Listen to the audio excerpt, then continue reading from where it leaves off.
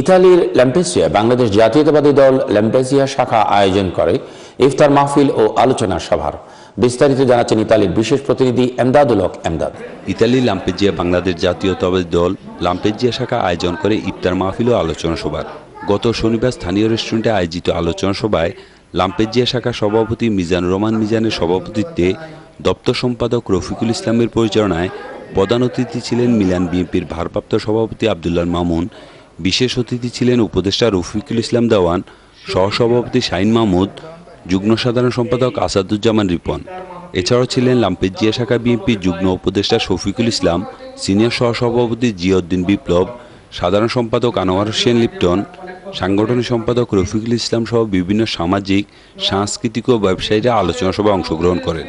এ সময় বক্তারা বলেন, অবিলম্বে নির্দলীয় সরকারের অধীনে জাতীয় নির্বাচন না দিলে মানুষের ভোটের অধিকার দাবি আদায় না হওয়া পর্যন্ত দেশনেত্রী বেগম খালেদা জিয়ার ডাকে আন্দোলন প্রবাস থেকে চালিয়ে যাবে বলে ঘোষণা দেন।